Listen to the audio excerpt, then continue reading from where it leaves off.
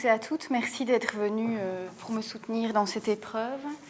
Alors, comme Nicolas l'a bien dit, je vais vous parler de l'émergence de la réflexion des Grecs sur leur langue. Donc, quand la métalinguistique rencontre l'ethnicité, donc par métalinguistique, j'entends justement cette réflexion des Grecs sur leur langue, mais pas d'un point de vue purement théorique, c'est-à-dire, en fait, un aspect métalinguistique plutôt implicite, et donc ça, vous pourrez le voir, enfin, je vais revenir là-dessus.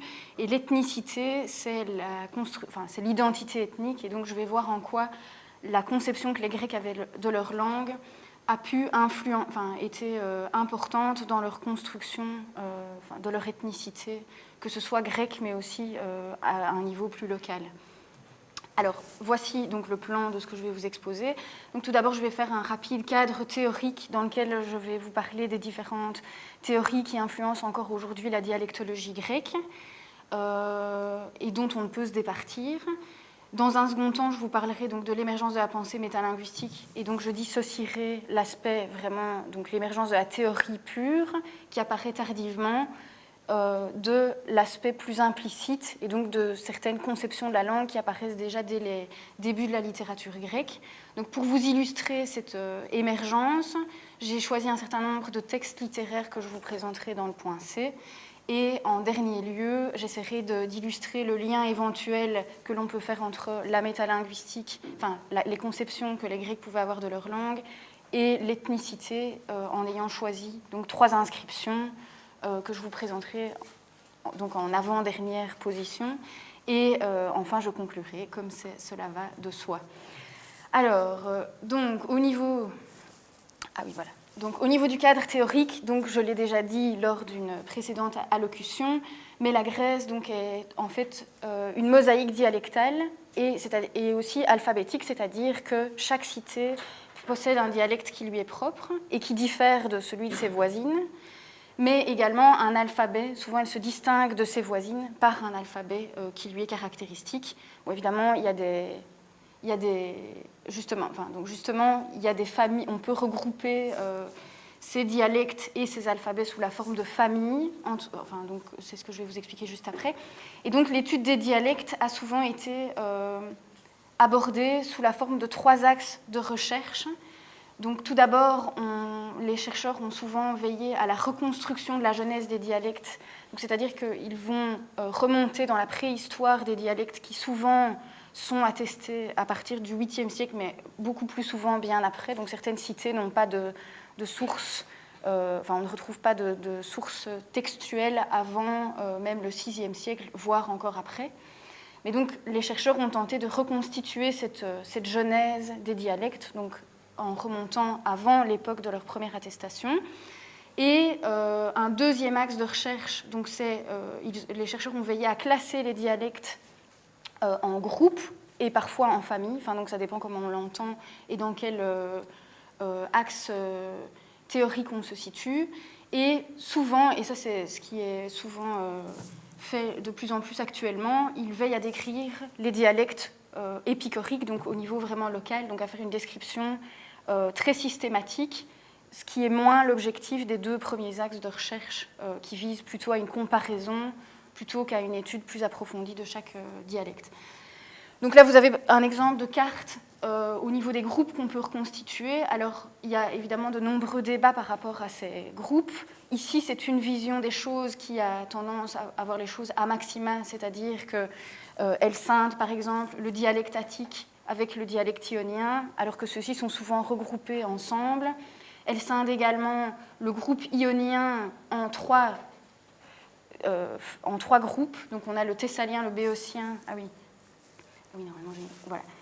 Ah non, on ne voit pas. Le thessalien, le béotien en vert très clair, et alors le lesbien. Et donc ça, ces 3 dialectes, ces 3 groupes dialectaux sont habituellement regroupés sous le vocable de dialecte éolien. Et alors, tout ce qui est en rose et en rouge, ce sont donc en rose les dialectes doriens et en rouge les dialectes qui sont appelés ici du nord-ouest. Et bien d'habitude, ils sont regroupés sous le vocable des dialectes nord-occidentaux. Et donc on regroupe en fait le dorien avec les dialectes du nord-ouest en une famille particulière. Donc voilà, ceci n'est donc pas du tout une vision canonique des choses, mais la vision canonique n'existe en fait pas vraiment parce qu'elle fait justement l'objet de débats. Alors, donc au niveau des théories qui influencent très fort l'étude des dialectes, il y a en fait donc des théories qui ont été élaborées à partir du début du XIXe siècle. On a la Stammbaum-théorie, donc qui est l'étude des dialectes, sous la forme de la généalogie des dialectes. Et cette théorie a beaucoup de succès, même dans le domaine même auprès des profanes. Et donc on retrouve par exemple ici une artiste qui a réalisé un arbre généalogique des dialectes, des langues indo-européennes. Et donc on voit que même quelqu'un on peut en faire quelque chose, même des non-spécialistes connaissent cette théorie. Donc elle la vend d'ailleurs sous la forme d'un poster sur Internet. Donc voilà le poster en entier. Mais évidemment, cette théorie a été... je ne vais évidemment pas omettre de vous montrer quelque chose de plus scientifique, si ça veut bien apparaître. Voilà. Donc ça, c'est l'arbre généalogique des dialectes grecs, tel qu'il a été reconstitué par Hall, donc Jonathan M. Hall. Donc ça, c'est un scientifique qui vit encore. Et donc cette théorie vise donc justement, c'est par rapport à la genèse des dialectes, donc cette théorie vise à remonter à l'origine préhistorique des langues et à reconstituer une langue originelle pour chaque famille de langues, c'est-à-dire ici vous avez donc l'ensemble des dialectes grecs dont vous voyez qu'ils sont très diversifiés, sont regroupés sous la forme de 4 groupes qui en fait n'existent pas en tant que tels, donc l'éolien n'existe pas, mais il s'agit d'une reconstitution aussi. Et ensuite, ces 4 groupes dialectaux servent à reconstituer le proto-grec, donc qui n'est pas attesté, mais qui serait la langue originelle de l'ensemble de ces dialectes.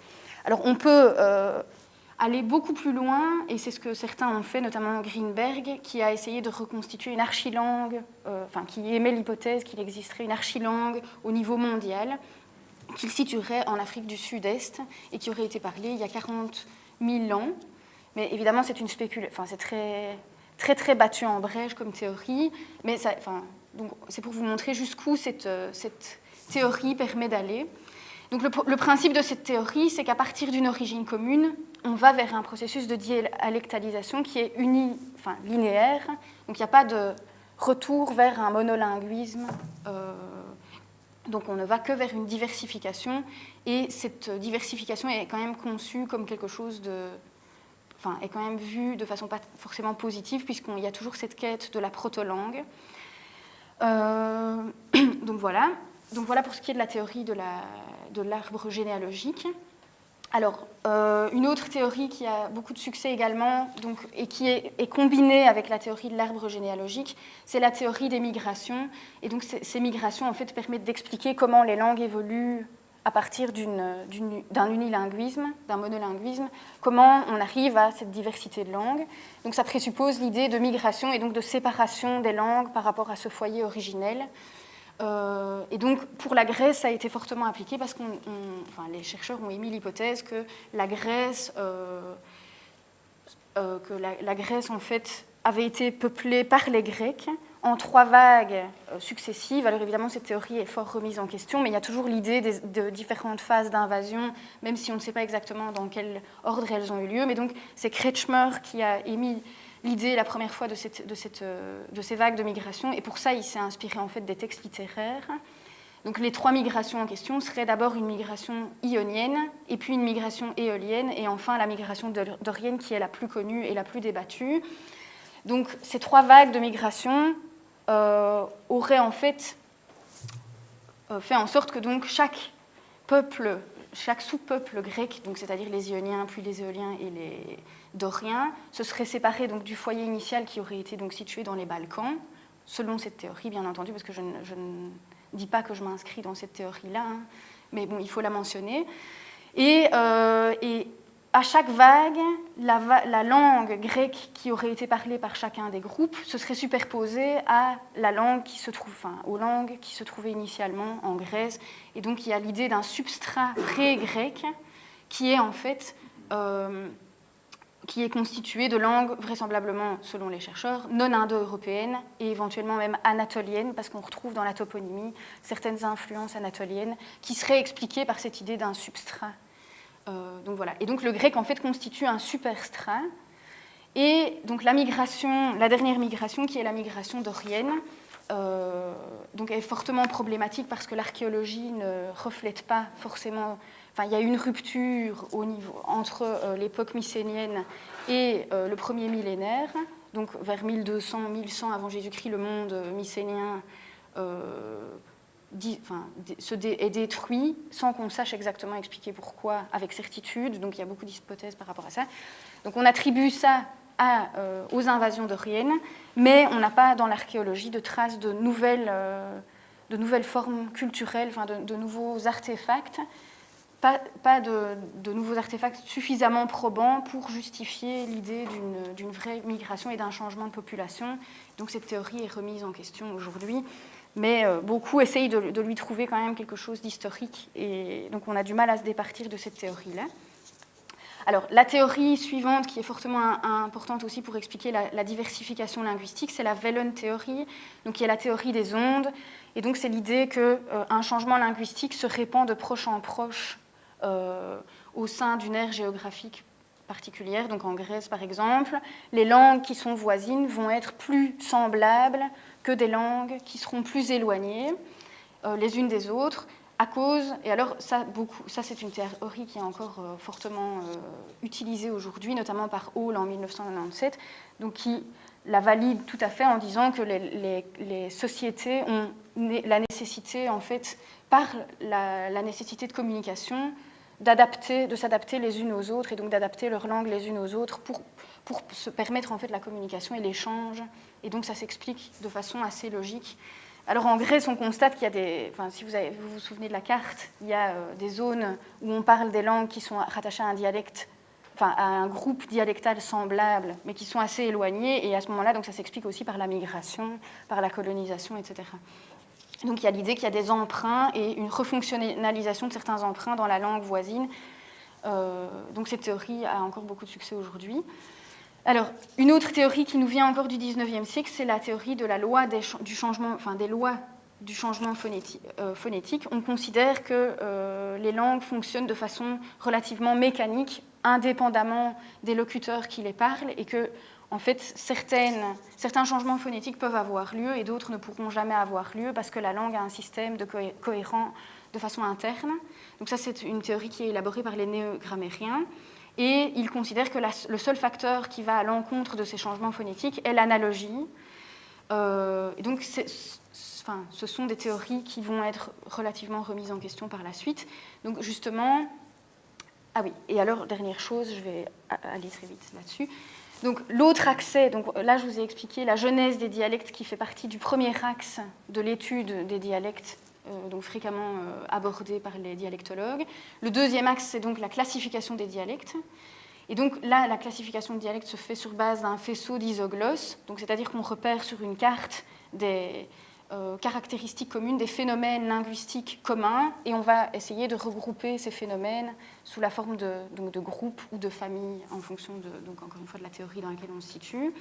Alors, les groupes dialectaux ont été, comme je l'ai déjà dit, on fait vraiment fort l'objet de débats. Canoniquement, on dit qu'il y a donc le groupe éolien, ionien, attique, dorien et nord-occidental, ça va ensemble, et alors le groupe arcadien et chypriote.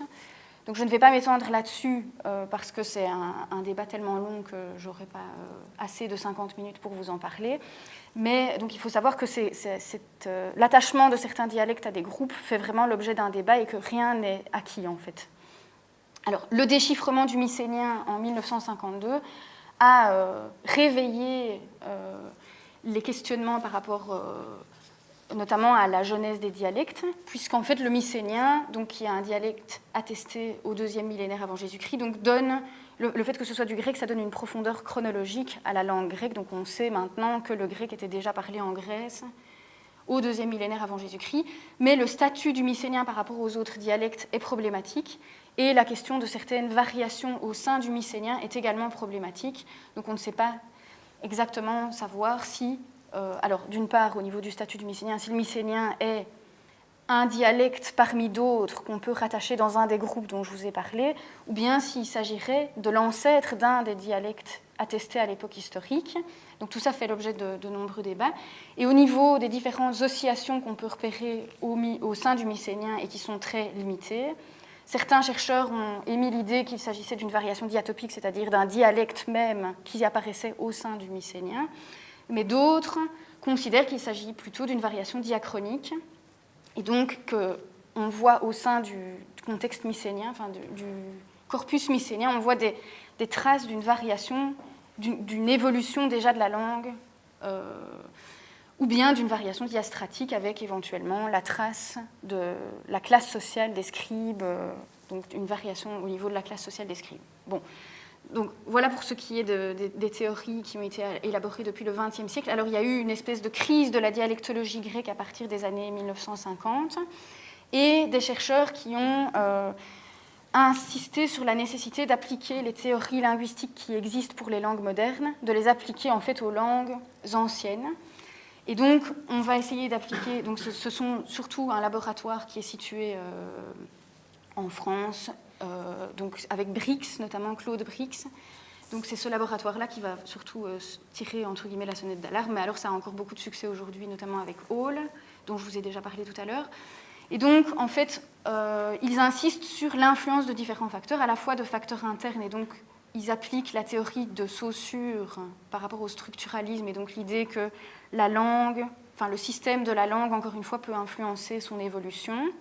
Et d'autre part, ils vont parler de l'influence de facteurs externes en réintroduisant l'homme dans la langue, puisque la langue est considérée comme en fait une institution sociale, un outil de communication, et à partir du moment où c'est un outil de communication, eh bien, l'homme peut avoir, ou la communauté linguistique peut avoir une influence sur la langue, au lieu de voir la langue de façon un peu distanciée et de considérer éventuellement la variation comme étant quelque chose de négatif ou comme étant quelque chose d'irrégulier. Donc en fait, c'est comme si on replaçait l'irrégularité au centre des préoccupations des linguistes.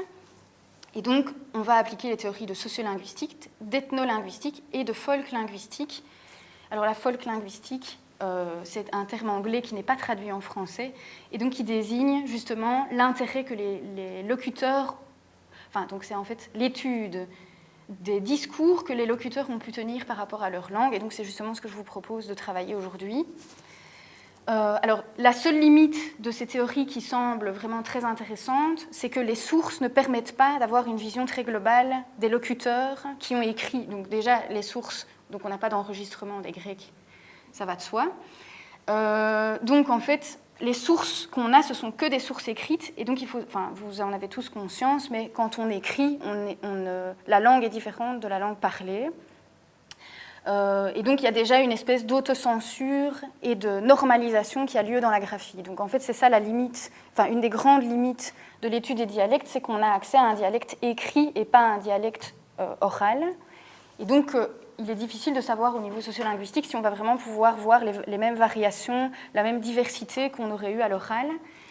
Et d'autre part, il y a l'arbitrarité du signe graphique, puisque donc, le signe graphique est censé correspondre à certaines prononciations, certaines articulations, mais on n'est pas toujours sûr que d'un endroit à l'autre, un même signe graphique va servir à noter exactement la même prononciation. Il doit y avoir des accents qui ne sont pas reproduits, des accents et même des prononciations différentes qui ne sont pas reproduits dans la graphie, et donc ça c'est vraiment la limite des sources.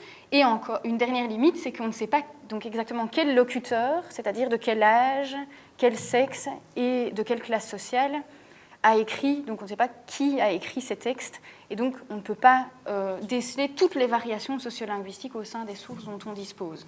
Donc, voilà. Alors, à partir de ces limites et donc de ce bagage théorique, donc, je vais vous expliquer rapidement donc, ce qu'il en est de la métalinguistique, donc, c'est-à-dire en m'inscrivant quelque part dans la dernière des théories dont je vous ai parlé.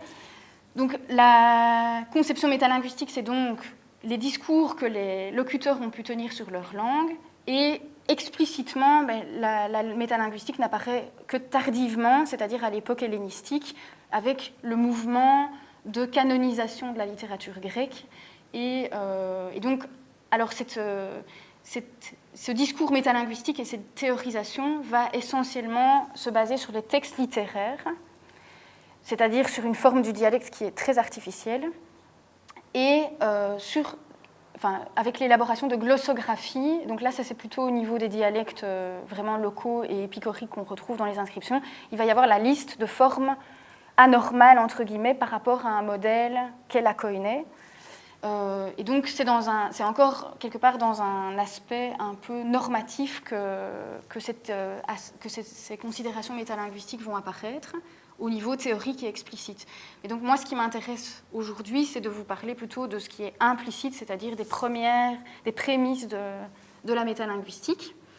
Donc, je vais passer assez vite là-dessus, parce que sinon, on ne va jamais y arriver. Donc, les questions que je me pose, ce sont donc tout d'abord, quelle conception les Grecs avaient de leur langue, mais aussi de la langue, c'est-à-dire du langage quelque part, et des langues en général, c'est-à-dire aussi des langues étrangères qui n'étaient pas grecques.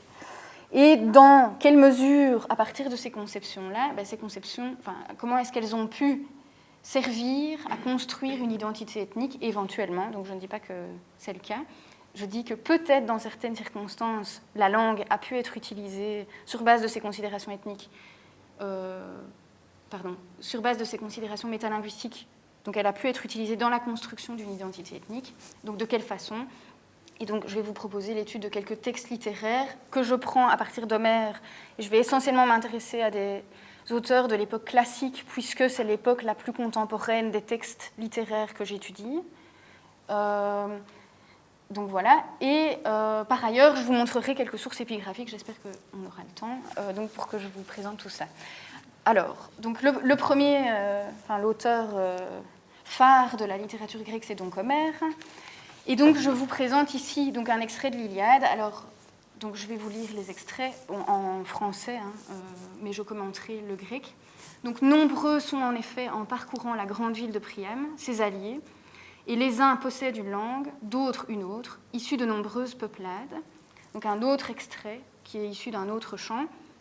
Ainsi le tumulte des Troyens s'élevait de leur vaste armée.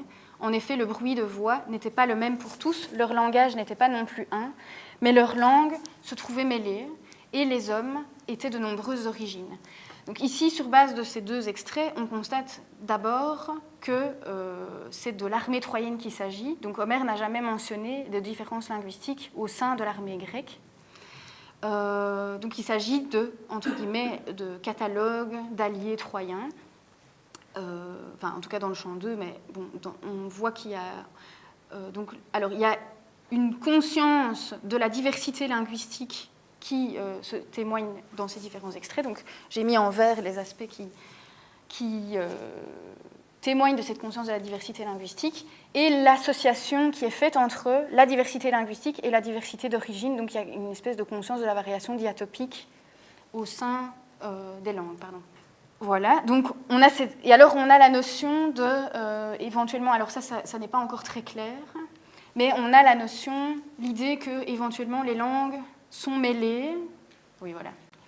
Alors, ici, donc, on pourrait considérer qu'il s'agit d'une espèce de brouhaha de l'armée et donc que les langues sont mélangées les unes aux autres, mais on va voir que ça, c'est une espèce de constante dans la littérature grecque de parler de langues mêlées, de mélange de langues. Et donc voilà ce qu'il en est ici, voilà ce qu'on peut retirer en fait de ce passage. Alors, on voit que le terme pour désigner la langue, c'est glossa, que c'est un terme qui va être utilisé très fréquemment dans la littérature grecque et que le terme dialectos apparaît plus tardivement, et donc ça fait l'objet d'un mémoire de Rav Van Rooij qui a reçu un prix d'ailleurs récemment. Mais donc lui montre que le terme de dialectos apparaît assez tardivement, et en tout cas avec le sens de dialecte, il apparaît assez tardivement. Donc ici, oui, j'ai mis en évidence les passages correspondants, d'accord ? Donc, en tout cas, le terme glossa apparaît. Et donc, il est sous le sens de système linguistique propre à une communauté humaine.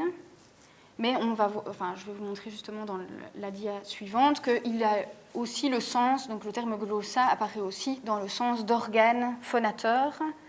et d'organes simplement pris, quelle que soit sa fonction. Donc, on a un extrait ici de « Parmi eux, Nestor, aux paroles agréables se leva vivement, l'orateur éloquent d'Épilien, de sa langue, sa voix coulait, même plus douce que le miel. » Donc là, c'est vraiment l'idée de l'organe phonateur. Ça n'est pas la langue au sens de langue parlée.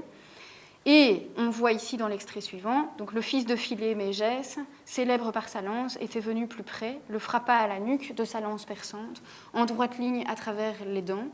Le bronze coupa en s'enfonçant sous la langue. Donc ça, c'est vraiment l'organe au sens, quelle que soit sa fonction. Et ce sens de glossa va être conservé dans toute la littérature grecque, donc chez Aristote par exemple, et dans toute la littérature, c'est à la fois l'organe de la parole et la langue au sens système qui vise à la communication. Alors un deuxième extrait donc la diversité de langue n'apparaît pas par rapport au grec dans l'Iliade. Dans l'Odyssée, on a un seul extrait qui illustre cette diversité de langue et c'est un extrait qui concerne la Crète. Donc, la Crète est une terre située au milieu de la mer vineuse, belle et opulente, baignée de tous côtés, de nombreux hommes y vivent, infinis, bon, c'est le terme littéral, mais on aurait pu traduire par innombrable, et 90 villes s'y trouvent. Ils parlent une langue différente, mélangée, donc de nouveau, on a l'idée de langue mélangée. D'une part, des Achéens y habitent, de l'autre, des Éthéocrétois, au grand courage, des Kydonès, des Doriens, aux 3 tribus et des pélages divins. Et donc ici, de nouveau, vous voyez, donc on parle de langues différentes. Donc on a la notion de diversité linguistique qui est encore une fois corrélée avec la notion de diversité ethnique, puisqu'il y a la mention donc en bleu, des Achéens, des Éthéocrétois, des Kydonès, des Doriens, des Pélages. Donc ici dedans, on a en fait des peuples qui sont plus ou moins mythiques, à savoir les Pélages et les Éthéocrétois. Bon, ils sont mythiques dans le sens que certains peuples, même à l'époque historique, se revendiquent de cette ethnie, mais on ne sait pas dans quelle mesure c'est vraiment une ethnie qui existe, qui a existé à l'époque. En tout cas, c'est des peuples qui étaient supposés être pré-grecs. Et alors, on voit une mention, alors ça n'a rien à voir, mais c'est la seule mention des Doriens dans l'épopée homérique, et ça a contribué aussi à l'idée que les Doriens sont arrivés après la chute des palais mycéniens, puisque l'époque décrite par Homère correspondrait à l'époque mycénienne selon certaines visions. Donc en tout cas, ça a alimenté le fait qu'on ait une seule mention des Doriens dans ce passage, dans tous les textes homériques, a alimenté le débat par rapport aux invasions doriennes. Donc voilà, donc encore une fois, on voit cette notion de diversité linguistique corrélée à l'appartenance ethnique. Voilà. Alors, un passage qui a fait l'objet de nombreux débats et qui est la seule mention antérieure à l'époque classique du mot barbare, c'est un passage qui concerne les Cariens et qui est donc de nouveau repris de l'Iliade. Donc, c'est dans le catalogue des alliés troyens. Donc, on a « Puis Nastès conduisit les Cariens à la voie barbare qui tenait Milet et le mont Phthiron au feuillage épais, les ondes du méandre et les sommets élevés du Mycale. » Alors, il faut noter qu'on n'a pas la forme barbaros, mais on a la forme barbarophonon. Donc ça a fait l'objet de nombreux débats dès l'Antiquité, parce que Thucydide a commenté le passage, Apollonius et Strabon. Strabon a fait vraiment un très long commentaire que, éventuellement, je pourrais vous citer si on a le temps, où il essaye d'interpréter le sens de cette forme. Mais donc, il y a éventuellement déjà l'émergence de ce concept de barbare à travers le texte d'Homère. Alors, comme je vous l'ai dit, donc, je me suis surtout intéressée aux auteurs des époques classiques. Donc, je parle ici d'Hérodote, qui est très important par rapport à la conception qu'il a pu avoir de la langue.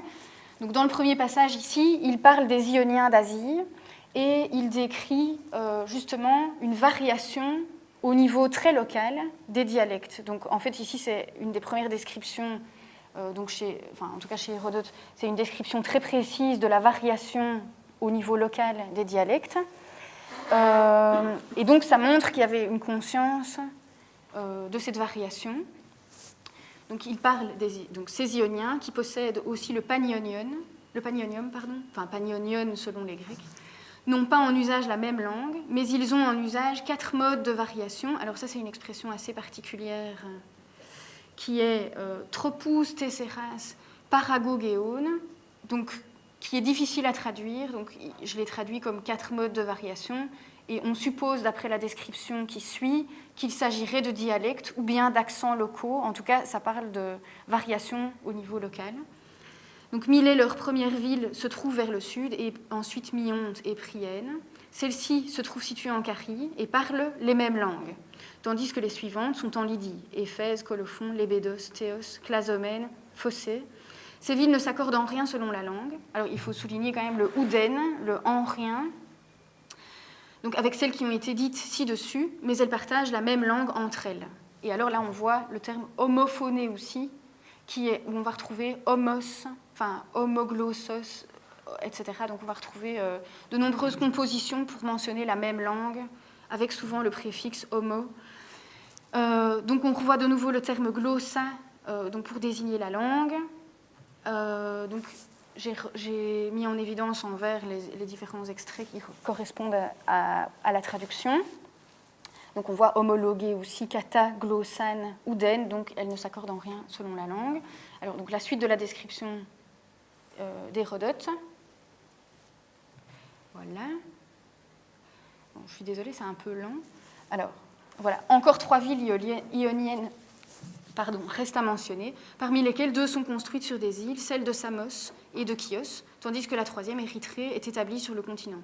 Les habitants de Chios et d'Érythrée parlent selon le même langage, mais les Samiens sont seuls par eux-mêmes. Donc là, ça veut dire qu'ils sont... Enfin, la traduction n'est pas très aisée, et donc ça suppose qu'ils parlent une langue différente, et donc c'est-à-dire la 4e langue dont parlait Hérodote. Donc ce sont les 4 empreintes ou signes distinctifs de la langue. Donc on retrouve l'expression caractères glosses tesseres, enfin donc caractères glosses, qui est une expression qui va avoir un grand succès parmi les grammairiens de l'époque hellénistique et surtout de l'époque byzantine. Et donc cette expression est déjà attestée ici chez Hérodote. Donc il semble qu'on évoquerait des espèces de sous-catégories de langues et donc qu'il y aurait une espèce de conception déjà de hiérarchisation entre une langue plus générale et des sous-catégories au niveau local. D'accord ? Donc voilà. Et donc il y a vraiment cette reconnaissance d'une variation d'une cité à l'autre. Mais ce que je voulais dire par glosses, c'est qu'ici, il y a 2 manières. Je pense qu'ici, il y a 2 manières de l'interpréter. Soit on considère que glosses constitue une espèce de surgroupe, c'est-à-dire d'une langue, et que les dialectes locaux sont en fait des variations de cette même langue. Mais le glosses pourrait aussi être considéré comme étant des variations de langue. Et donc, ça change complètement le point de vue. Mais bon, toujours est-il qu'il y a une reconnaissance de variation locale. Et donc, l'ampleur de cette variation est encore à mesurer parce qu'il y a une difficulté d'interprétation ici du passage. Et il faut souligner que les textes épigraphiques sont très très homogènes. Donc il n'y a pas justement, on ne retrouve pas cette variation qui est mentionnée ici par Hérodote. Et donc c'est vraiment problématique, justement, le manque d'adéquation entre les sources épigraphiques et le passage d'Hérodote, qui était lui-même ionien et donc qui a bien conscience de ce qu'il décrit. Donc voilà.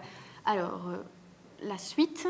Donc j'ai décidé de vous montrer donc justement en parallèle avec ce texte d'Hérodote un autre extrait qui témoigne de cette reconnaissance de dialectes vraiment locaux. Donc c'est un extrait des Coéphores où Oreste se présente aux portes d'Argos, je pense, pour donc aller venger la mort de son père. Alors il y a ici je sais qu'il y a un débat sur la question de savoir quelle était la patrie d'Argos, est-ce que c'était la patrie d'Agamemnon, est-ce que c'était Argos ou Mycène, mais là je ne sais plus exactement chez Échille ce qu'il en est. Bon, on va dire que je résoudrai la question pour la prochaine fois. Donc il se présente avec son ami Pylade, et donc il ne faut pas qu'il soit reconnu par les habitants de la cité, arrivé aux portes de la ville. Et donc il dit, ressemblant à un étranger, ayant la panoplie complète, je serai présent avec Pylade que voici du côté des portes de l'enceinte, moi qui suis l'hôte et l'allié de sa maison.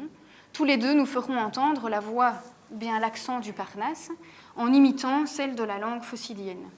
Donc ici il y a l'idée donc, d'une reconnaissance d'un dialecte local, enfin en tout cas d'une variation locale, à savoir l'accent ou la voix du Parnasse, qui est quelque part rattaché à quelque chose une surcatégorie qui serait la langue phocidienne, glosses phocidos, Et il y a l'idée donc de cette conscience et de la capacité que les Grecs pouvaient avoir à imiter pour ne pas se faire reconnaître.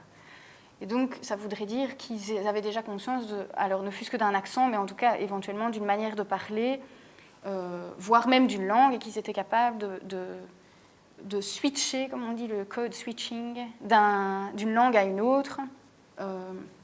Donc, ça laisse supposer qu'ils avaient quand même conscience de certaines caractéristiques linguistiques étrangères. Donc, voilà. Donc, ici, encore une fois, il est un peu difficile de savoir exactement ce que signifie Oreste quand il distingue phonène, parnésida et glossès, phokidos. On a l'impression qu'il y a une surcatégorie et une sous-catégorie qui apparaissent. Alors, donc, on retrouve... Oui, donc ça, c'était les deux extraits qui servaient à illustrer la reconnaissance et la conscience de dialectes locaux. Alors, ce qui est très important, c'est de savoir, donc, comme on a vu qu'il y avait cette reconnaissance de la diversité des langues qui allait de pair avec une diversité ethnique, je vous ai mis ici donc un extrait où Hérodote, justement, fait le lien, encore une fois, entre la langue et l'appartenance ethnique. Et donc, c'est un extrait qui est très, très connu, et donc qui est une réponse que les Athéniens ont faite aux Lacédémoniens et aux envoyés de Xerxès, donc dans le cadre de des guerres médiques. Et en fait, donc les Lacédémoniens ont supposé que les Athéniens allaient s'allier avec les Perses parce que la ville était exsangue et donc que les Athéniens allaient être réduits à s'allier avec les barbares. Enfin, les barbares, je le dis parce que c'est ce qui est dit tel quel dans l'extrait. Donc, je vais juste vous citer l'extrait, parce que ça, c'est vraiment l'extrait sur lequel je me focalise. Mais donc, voici ce que répondent les Athéniens. Donc, ils répondirent ces paroles à Alexandre et celles qui suivent aux messagers venus de Sparte. Donc, d'abord, ils ont répondu quelque chose à Alexandre, qui était un Macédonien envoyé par Xerxès. Alors, la crainte des Lacédémoniens que nous ne fassions alliance avec les barbares est tout à fait humaine, mais cependant, il semble honteux que vous le redoutiez, vous qui connaissez parfaitement la grandeur d'âme des Athéniens, selon laquelle il n'y a pas assez d'or en aucun lieu de la terre, ni une région grandement supérieure par la beauté et le mérite. Il n'y a rien dont la possession nous conduirait à réduire la Grèce en esclavage en prenant le parti des Mèdes. En effet, les raisons empêchant de faire ces actions, même si nous le voulions, sont importantes et grandes. En premier, et le plus important, alors je ne l'ai pas mis ici, donc il y a les statues et les temples des dieux qui sont brûlés et rasés, à cause de quoi il est nécessaire que nous tirions vengeance le plus grandement possible, davantage que nous nous allions avec celui qui a accompli ces méfaits. Alors je viens ici à l'extrait. Donc ensuite il y a la chose ou le corps hellénique, donc c'est to hellénikon, donc il n'est pas vraiment précisé, mais on suppose qu'il s'agit presque le peuple hellénique, en tout cas il y a la communauté de biens hellénique, qui est d'un même sang et de même langue, ainsi que les temples des dieux et leurs sacrifices qui sont en commun, et des coutumes de même genre, dont il ne serait pas bien que les Athéniens soient les traîtres. Donc ici, on retrouve l'idée que To et Lénikon partagent une même langue, donc alors ce qui va tout à fait à l'encontre de ce qui a été décrit par Hérodote lui-même, par rapport aux Ioniens auparavant. Et donc ça montre en fait que dans le cadre des guerres médiques, alors Hérodote y a contribué vraiment très fort, mais donc Hérodote dans son ouvrage a fait de nombreuses digressions qui concernent des descriptions à la fois linguistiques mais aussi ethniques de coutumes barbares alors barbares, c'est encore une fois pas moi qui le dis, mais donc il a fait cette description-là de manière à montrer la multiplicité des coutumes et des langues que possédaient les peuples qui étaient soumis par les Perses, et de manière quelque part à montrer justement la communauté de coutumes, de langues des Grecs en fait, si vous voulez. Donc les barbares sont quelque part le miroir négatif des Grecs. La diversité des barbares, décrite par Hérodote, permet de montrer l'unité des Grecs et la communauté, leur point commun en fait. Et donc ici, on a vraiment la définition quelque part de l'identité ethnique grecque dans ce passage. Donc il y a l'insistance sur le même sang. Alors ça, c'est Hall, Hall dont je vous ai parlé toujours, qui théorise l'identité ethnique, pour lui, le sang, c'est c'est la seule chose à la base. Donc l'idée d'une ascendance commune, d'un même sang, et l'idée d'avoir un territoire commun. Donc c'est les deux critères pour définir une identité ethnique. Et cette identité ethnique peut être renforcée par la référence à la langue et à différents artefacts culturels. Donc ici, on voit en fait qu'il y a une référence au sang, mais aussi une référence à la langue qui est mise à côté de différentes références à des caractéristiques culturelles communes. Et donc, on peut voir qu'en fait, la langue est souvent alliée à la culture et qu'elle est souvent utilisée pour parler justement de cette communauté, pour caractériser un peuple au niveau ethnique. Donc voilà, donc il va y avoir en fait à partir d'Hérodote et dès Hérodote en fait l'émergence d'une idée qu'il existe une entité supérieure mais qui est indéfinie et abstraite au niveau ethnique mais aussi au niveau linguistique. Et donc à partir d'Hérodote on va commencer à parler du grec alors que le grec n'existe pas, mais c'est simplement une entité ethnique, une entité abstraite qui subsume la diversité locale et la diversité réelle en fait. Donc voilà. En fait, Hérodote va aussi parler des... En fait, ici, je vais quand même vous le montrer. Donc ça, c'est un extrait dans lequel Hérodote montre comment s'est constitué le sanctuaire à Dodone. Alors Dodone, c'est vraiment situé en Épire, c'est-à-dire très très dans le nord-ouest de la Grèce. Et il rapporte en fait un passage, la tradition des Dodonéens, selon laquelle ce seraient deux pigeons noirs qui se seraient posés sur un arbre et qui auraient parlé d'une voix humaine et auraient donné l'ordre aux Dodonéens de fonder un sanctuaire pour Zeus. Et Hérodote en fait livre sa propre interprétation historique, en fait, sa lecture historique du fait. Et donc il dit... Il me semble que ces femmes... Ah oui, pardon. Il dit, moi à ce sujet, donc lui, il estime que ces pigeons n'étaient pas en fait des pigeons, mais que c'était des femmes qui qui venaient de Thèbes et qui étaient esclaves et qui avaient été enlevées par des pirates. Et donc il y en a une des deux qui est arrivée en fait à Dodone. Et donc que ce serait en fait... et qui aurait eu la construction d'une légende étiologique en fait par rapport à ce fait. Et donc, je vous lis ici le passage. Donc, il me semble que ces femmes ont été appelées pigeons par le fait que des Dodonéens, pour la raison suivante, qu'elles étaient étrangères et barbares et qu'elles leur semblaient faire entendre un son semblable à des oiseaux. Mais après un moment, ils disent que le pigeon a parlé avec une voix humaine quand la femme disait des choses intelligibles pour eux. Et aussi longtemps qu'elle parlait une langue étrangère, elle leur semblait faire entendre un son à la manière d'un oiseau, puisque de quelle manière une colombe pourrait-elle faire entendre une voix humaine ? Et en disant que le pigeon était noir, il signifie que cette femme était égyptienne. Donc ici, on retrouve la comparaison en fait d'une langue barbare avec un langage animal. Et ça, c'est quelque chose qui va avoir vraiment beaucoup de succès par la suite. Donc c'est un grand leitmotiv de la littérature grecque de comparer la langue barbare, en tout cas une langue qui ne comprenne pas, à une langue animale et en particulier un langage d'oiseau. Et quelque part... Justement, on dit elle a pris une voix humaine à partir du moment où elles ont parlé le grec, en fait. Et donc, ici, ça, c'est vraiment un gros stéréotype, entre guillemets, xénophobe, de dire que les non-grecs parlent un langage animal, digne du langage animal, alors que la voix humaine, c'est en fait la langue grecque qui a un langage suffisamment articulé. Donc ici, il y a vraiment la cristallisation de cette opposition entre les barbares et les grecs au niveau linguistique aussi. De façon assez marquée. Donc ça contraste justement par rapport à ce qui précède. Et donc il insiste sur le fait qu'elle est barbare. Donc voilà, là je vais passer. Ah oui, il faut noter quand même que Échille, dans Agamemnon, quand Cassandre arrive... Ça je vais passer, mais je vais vous expliquer.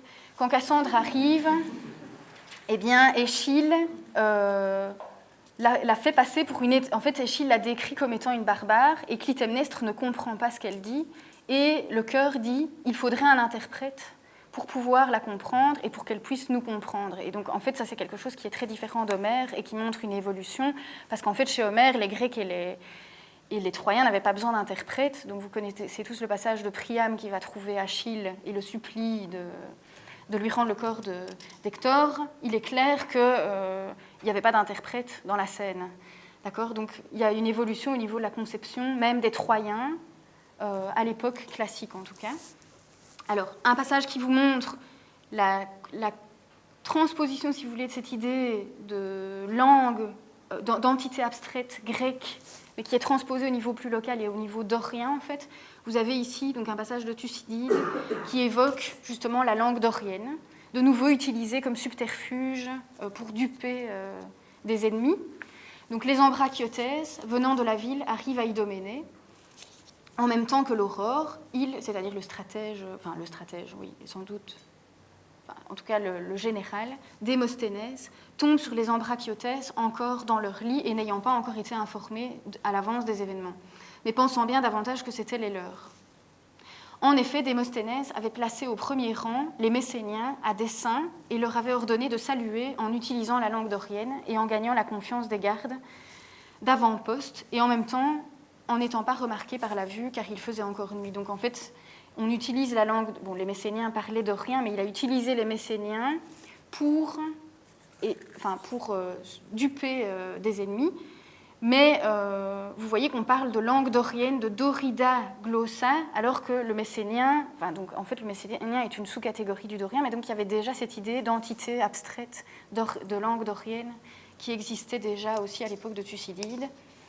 Donc, d'après ces extraits, on constate donc qu'il y a un lien très fort qui est fait dans la littérature entre la langue et l'ethnie, l'appartenance ethnique, et que la langue est souvent citée au titre de caractéristique d'un groupe ethnique, au même titre que d'autres artefacts culturels, à savoir la religion, la communauté de sanctuaire, etc. Donc à partir de ce constat-là, je vais vous présenter rapidement, mais à mon avis, ah oui, ça va, il reste encore 10 minutes, mais je vais à mon avis faire 5 minutes. 5 minutes sur des inscriptions, donc il reste... il faut donc souligner que cette communauté entre l'ethnie et la langue a sans doute été utilisée dans certaines circonstances, et pas toujours, mais donc les Grecs pouvaient avoir conscience de cette caractéristique ethnique qu'était la langue, et l'avoir utilisée comme symbole dans certaines circonstances précises. Donc là, j'ai déjà montré cette inscription-là dans la dernière conférence, mais je n'ai pas eu le temps d'expliquer grand-chose, donc je vais encore une fois revenir dessus. Donc c'est l'inscription qui est promulguée à la fin de la guerre du Péloponnèse par les Lacédémoniens à Délos. Donc c'est un décret d'Azulia, c'est-à-dire on leur restitue leur liberté de jouir comme ils le veulent du trésor de Délos, du trésor du sang, et alors de pouvoir de nouveau administrer leur sanctuaire. Donc ce décret est constitué de 2 parties. Donc la première partie qui est... Alors, ah oui, on ne voit pas grand-chose, hein, mais bon, après j'ai un agrandissement.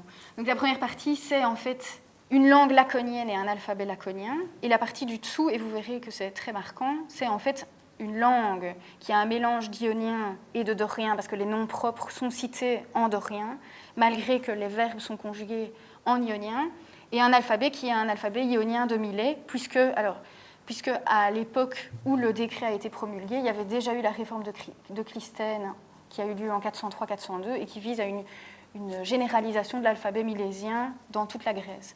Mais bon, ce qui est frappant ici, c'est que Délos a adopté cette réforme et pas la Laconie. Et parce que, donc, ah oui, alors la traduction, donc, alors ça c'est la traduction de la première partie, donc, que je vous ai agrandie là. Donc on voit bien les lettres. Alors j'avais dit la dernière fois, donc je vais revenir dessus, qu'il y a une caractéristique vraiment très importante pour l'alphabet laconien, c'est le sigma à 5 traits, en fait, qu'on peut voir ici. Bon, vous avez quelques exemples de sigma à 5 traits. Et alors, il faut noter le delta arrondi qui contraste, enfin vous verrez que ça contrastera avec le delta qui est utilisé dans l'alphabet ionien de Milet. Et en fait, oui voilà. Et alors il faut constater qu'on n'a pas de eta ni de oméga, mais que toutes les voyelles de timbre E sont notées par un epsilon. Et alors, donc, ce qui ressemble à un eta, c'est en fait l'aspiré qui est ici. Donc là, ici, vous avez un exemple, et donc, qui est en fait le signe qui a servi à donner forme au eta, mais qui est en fait qui notait à la base une aspirée. Donc la traduction, c'est donc Dieu les impôts, les tribus des Lacédémoniens sont envoyées selon les traités, comme selon les autres accords, et des sacrifices et des temples et des affaires des dieux. Donc ça, c'est la première partie. Voilà. Bon. Donc ici, enfin, je vais plutôt vous montrer ici directement. Donc on a le delta ici, donc qui contraste avec le delta lacédémonien. On a ici quelques exemples de oméga. Et alors on a l'utilisation de l'alphabet bleu en milésien, enfin plutôt l'alphabet milésien bleu, alors qu'ici on a en fait, donc ça c'est ici tone crématone. Crématone, on a ici le signe qui rouge en fait. Donc on a vraiment un contraste très fort dans les deux alphabets. Et ici, donc, bon, ça c'est moi qui le dis, mais je pense qu'ici c'est un exemple de manifestation de l'identité laconienne, enfin spartiate, à Délos, par justement le contraste qu'il y a entre les deux parties de l'inscription. Donc on a une première partie où on explique ce que les Lacédémoniens ont fait de bien pour Délos, qui est écrit non pas dans la langue des Déliens, mais qui est écrit en fait dans la langue des Lacédémoniens et dans leur alphabet, alors qu'en fait c'est à destination des Déliens. Et la deuxième partie où on date en fait, donc la deuxième partie, on dit donc était roi, Agias, Pausanias, était effort, et alors il y a la liste de tous les efforts. Et donc en fait cette deuxième partie qui est moins importante, qui n'est pas le creux même du décret, est écrite en ionien, et donc selon moi, ce genre d'inscription qui se trouve à l'étranger et qui maintient, alors qu'il s'agit d'un décret à destination d'un peuple local, il maintient malgré tout ses caractéristiques locales, enfin, de la langue d'origine, et c'est une espèce de manifeste de l'identité dorienne qui pénètre quelque part dans une ancienne terre ionienne, enfin dans une terre ionienne en fait, et qui quelque part symbolise par l'utilisation de la langue et de l'alphabet l'hégémonie lacédémonienne à la suite de la défaite athénienne en fait. Donc bon, ça c'est quelque chose qui doit être vérifié avec un certain nombre de cas supplémentaires, enfin donc de voir si on peut éventuellement généraliser l'idée que à l'étranger il y aurait une résurgence des caractéristiques locales, donc à partir notamment des textes politiques éventuellement légaux, etc.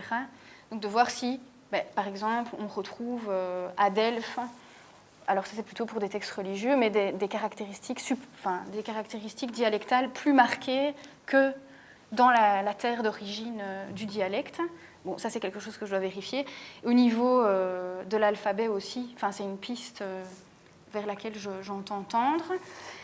Et alors, donc pour terminer, donc en argolide, donc ça c'est un autre exemple pour vous montrer éventuellement, alors ça c'est une hypothèse qui est plutôt celle de Hall, mais que je vous présente rapidement. Donc en argolide, il y aurait une opposition ethnique entre l'argolide orientale et l'argolide occidentale.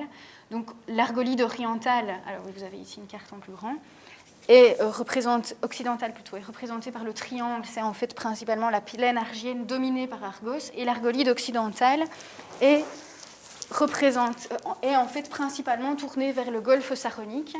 Et donc on a en fait les Doriens d'Argos et de la plaine argienne qui s'opposent à une multitude d'ethnies selon la tradition, à la fois pré-grecque et grecque. Et en fait cette opposition, quelque part,